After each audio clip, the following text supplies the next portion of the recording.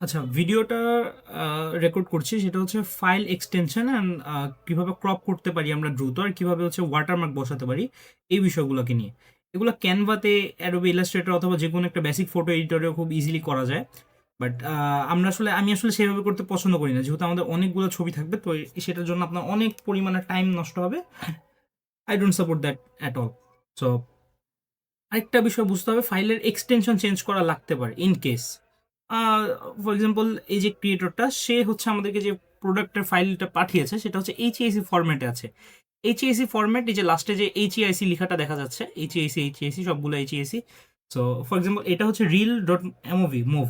এটা হচ্ছে আরেকটা ফাইল এক্সটেনশন, সেটা হচ্ছে ভিডিও ক্ষেত্রে MP4, এমওভি বা এই ধরনের কিছু বেশ কিছুটা থাকে। আর ইমেজের ক্ষেত্রে পিএনজি, জেপিজি, এইচইআইসি, তারপর হচ্ছে আপনার টিফ ফাইল, অনেক ধরনের ভেরিয়েন্ট থাকে। বাট ওয়াইডলি একসেপ্টেবল হচ্ছে শুধুমাত্র পিএনজি আর জেপিজি। তো পিএনজির একটা ডিফারেন্ট ওয়ার্ক কেস আছে, জেপিজি একটা ডিফারেন্ট আছে। বাট এইচইএসিটা আসলে আমাদের কাজে লাগে না, আমরা আসলে কাজে লাগাতে পারি না।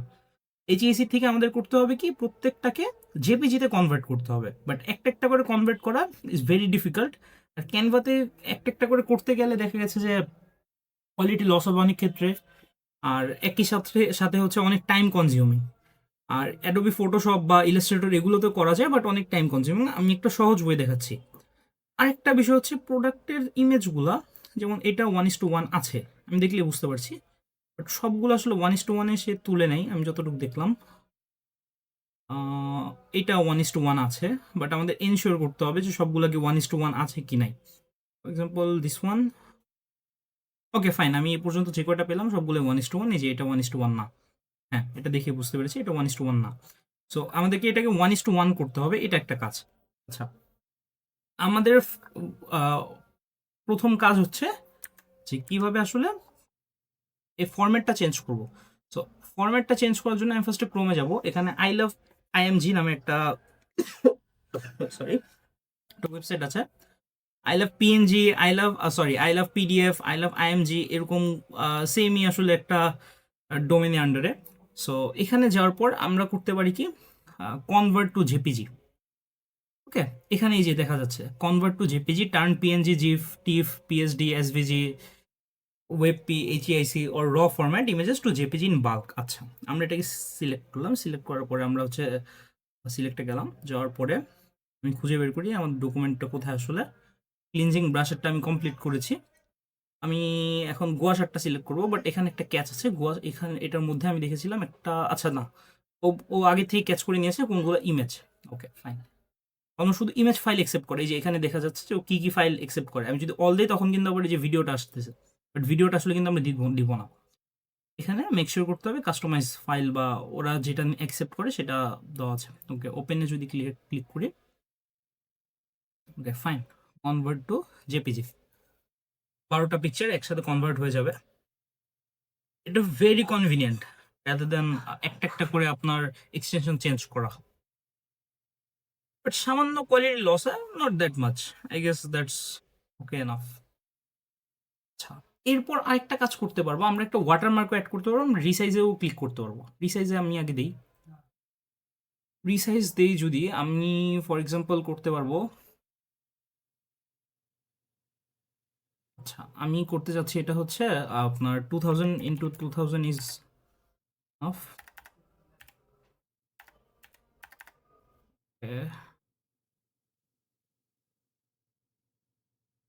I don't know, 2000 × 2000। ওকে, 2024 থেকে একটু কোয়ালিটি ড্রপ ডাউন হবে, বাট দ্যাটস এনাফ। আমি একটা কাজ করি, এটাই ঠিক আছে।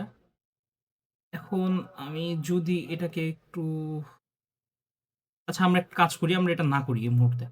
ইমেজ ক্রপটা আপাতত না করি, ইমেজ রিসাইজটা আমরা ব্যাকে চলে যাই। আমরা জাস্ট হচ্ছে আমরা এখানে ছিলাম, মানে জাস্ট কনভার্ট করেছি আমরা। এখন এইচএসি ফাইলটা থেকে আমরা জেপিজিতে কনভার্ট করেছি। এখন শুধু এটাকে আমি ওয়াটারমার্ক ইউজ করি। ওয়াটারমার্ক ইউজ করার জন্য একটা একটা ইমেজের উপর ওয়াটারমার্ক বসানো একটা টু মাচ টাইম কনজিউমিং কাজ। আমি এখানে অ্যাড ইমেজ সিলেক্ট করে এই প্যাচের লোগো, ফাইন, আমি এটা সিলেক্ট করলাম।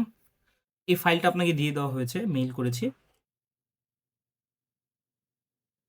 আমি যদি একটা যে কোনো একটাকে যদি আমি সুন্দর মতো করে দেখি যে আসলে কোনটা কিভাবে ঠিক আছে, ঠিক হয়, ভালো লাগে বা বেটার মনে হয়, একটু বড় করা যেতে পারে। Fine. আচ্ছা, আরেকটা ইন্টারেস্টিং বিষয়, এখানে আমরা টেক্সটও অ্যাড করতে পারবো। ফর এক্সাম্পল, গুয়াশার যে হচ্ছে আপনার এসকিউটা, গুয়াশার এসকিউ, গুয়াশা হচ্ছে G20। আমরা চাইলে কিন্তু এসকিউটা এখানে অ্যাড করে দিতে পারি, like G20, not necessarily needed, করতে পারি, নাও করতে পারি। আচ্ছা, একটা অ্যাড করে দেখি তাহলে জিনিসটা কেমন হয়। G20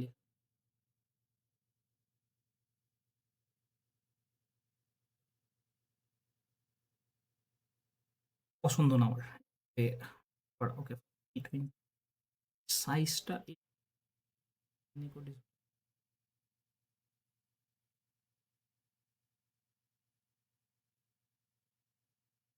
30 is okay, I guess.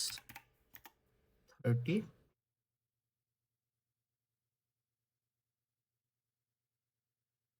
এখন আমি ওয়াটারমার্ক ইমেজেসে ক্লিক করি। ওকে, কিছুক্ষণ সময় দিব।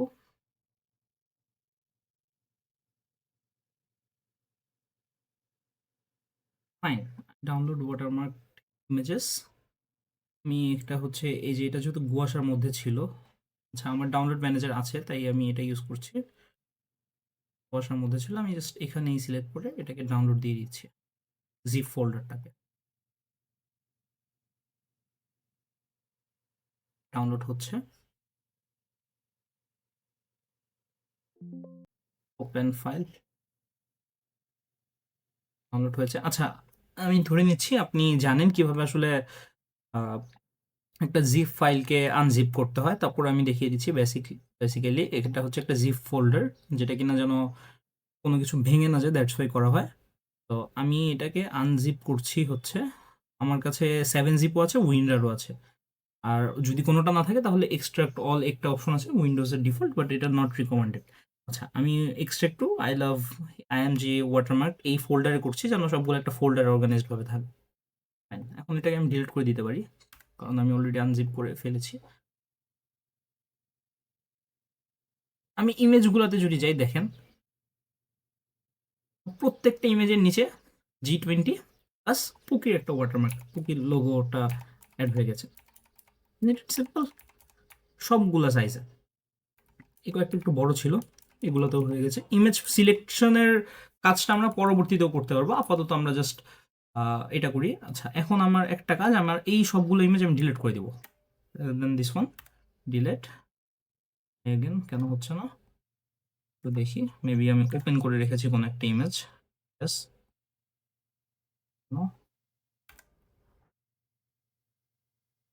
না হলে নাই, প্রয়োজন নাই।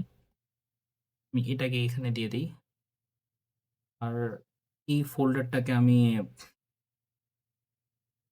কুয়াশা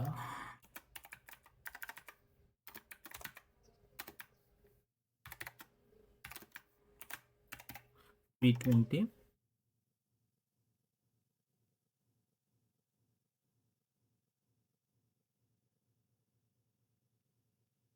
ফাইন।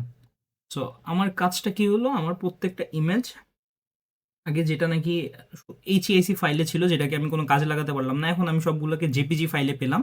একই সাথে আমি এগুলার উপরে একটা আমার লোগো ওয়াটারমার্ক, একই সাথে আমি এটার উপর প্রোডাক্ট কোডটাও বসিয়ে দিয়েছি, প্রোডাক্ট এসকেইউ যেটা, সেটা আর কি। তো খুব সিম্পল। আপাতত এই দুইটা আমিই করে ফেলছি, বাট পরবর্তী সময় আপনার হয়তো এটা করা লাগতে পারে। Thank you.